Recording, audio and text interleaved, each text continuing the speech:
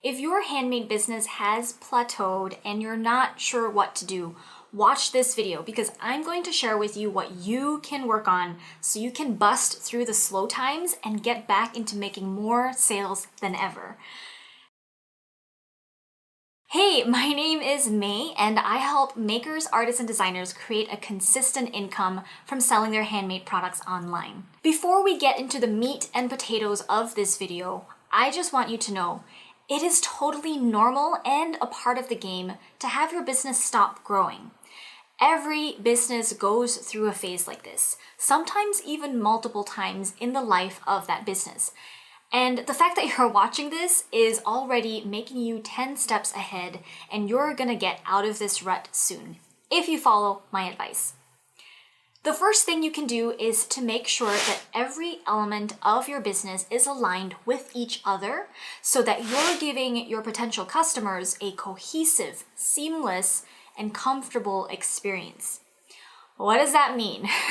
Okay, so every part of your business, from your logo to your packaging, your website layout, your colors on your website, your product descriptions, your product photos, how you talk to your customers, even your prices, all of those things tell a story about what kind of brand you are. And if some of those things are not aligned with some of the other things, what happens is you give your potential customers an inconsistent experience. This makes people feel cognitive dissonance, which is exactly that, people having inconsistent thoughts, and that ultimately makes a person feel uncomfortable. You don't want your customers to feel uncomfortable, right? They're not going to buy from you if they don't feel good. And sure, if you've been in business for a while, you've got customers and you've made some sales, but a reason why you stopped growing is there is a really big chance cognitive dissonance is happening. For example, I sell my scented food jewelry, right? A lot of people buy my products as gifts for little girls. In my market, I'm actually considered really pricey. I charge more than almost all the other food jewelry shops out there.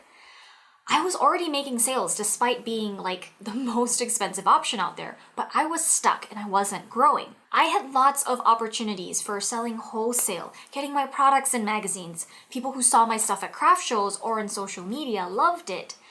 But it was really hard to get more people to buy. I always felt like I was swimming upstream. Remember, I didn't know anything about how to build a business when I started Tiny Hands. So my branding, my packaging, my website, I did all of this myself as I learned along the way. And so my packaging wasn't that great looking. In fact, it made my products look cheap.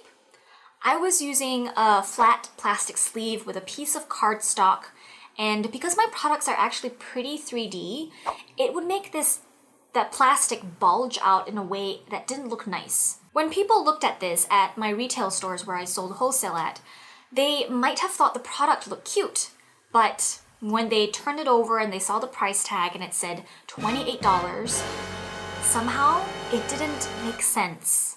The packaging looked cheap, but the price was so expensive, and that made the product feel like it wasn't worth it. That's cognitive dissonance. So I took a few weeks to work on my wholesale packaging. I actually upgraded to a clear plastic box instead, and even made a custom die-cut piece of cardstock that went inside to hold the jewelry. And it looks so much better and so much more aligned with the prices. And instantly I saw sales go up and my wholesale game got better. So what I want you to do is look through every part of your business as objectively as you can and figure out what's out of alignment and make a list of what you need to do to get those things in alignment. By the way, if you're enjoying this video so far, hit the thumbs up button and subscribe so we can let YouTube know that this was a good video that helped you. That helps this video get seen by more people, and that's why I'm doing this, is to help people. All right, number 2. I get so many emails from people asking me for advice because their business isn't growing, right? So I ask them to tell me everything they've done to promote their business.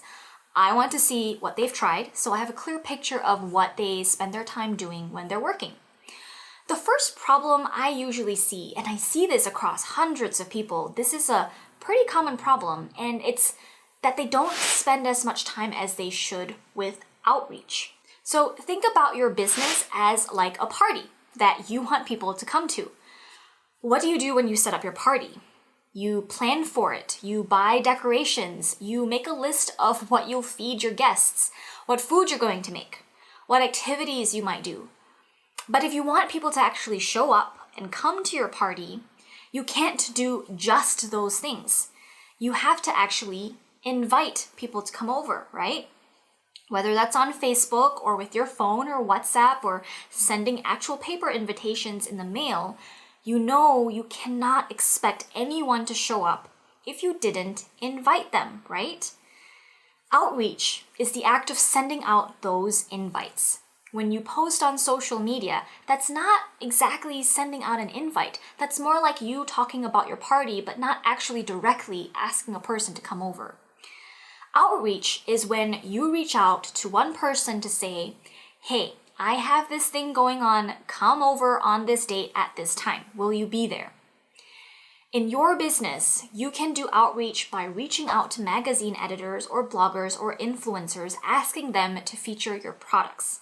You can email your email list to tell them about a new product you've made and that they should buy this by clicking on this link in the email. You can reach out to other makers to collaborate with them. Outreach will always grow your business 100 times more than all the other stuff like posting on social media or blogging or SEO.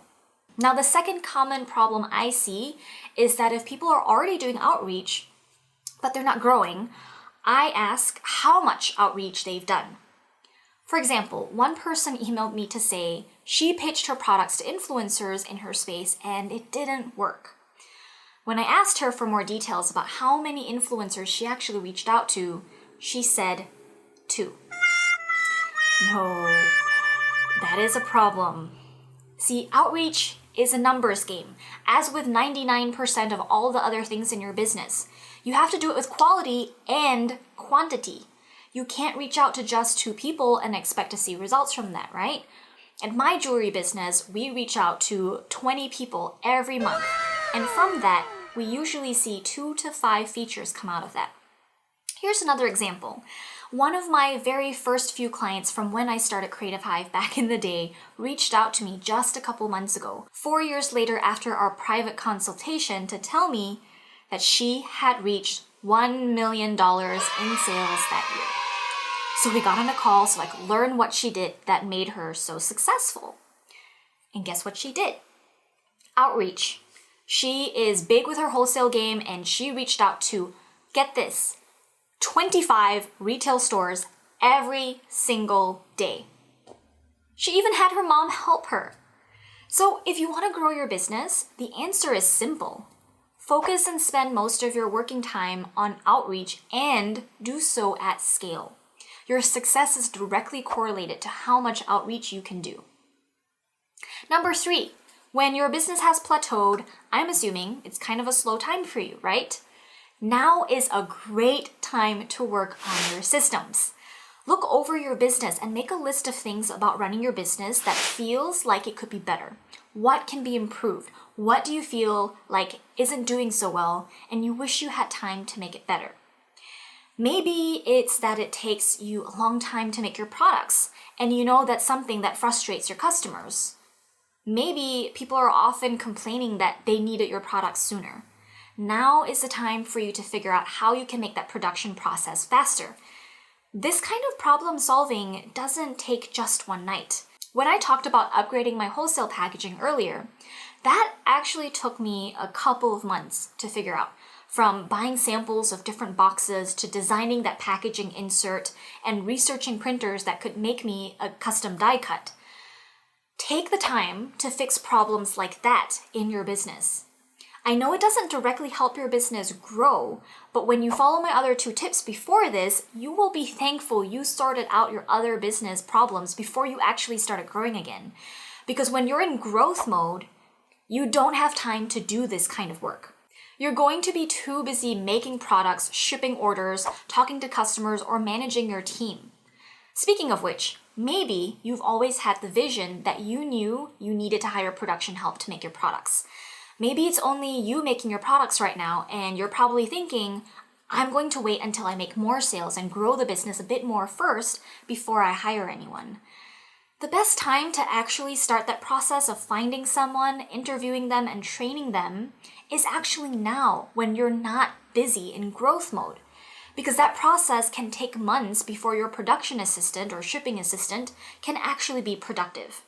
And I've seen this happen too often, where people grow so fast and they become so busy with fulfilling orders that they barely have enough time for family, and they know they need to hire help, but they can't because they've put themselves in that position where they don't even have time to hire help. If you enjoyed this video, stay on to watch this next video on the screen here. I only share with you stuff I know has helped my own business or my students' businesses, and I'm confident it'll help you too. If you have any questions for me about what we covered here, leave me a comment below. I would love to hear from you, and I respond to all my comments. And if you have video topic ideas for me, let me know as well. Don't forget to subscribe, hit the like button if you liked this video. Thank you so much for watching. I'll see you in the next video.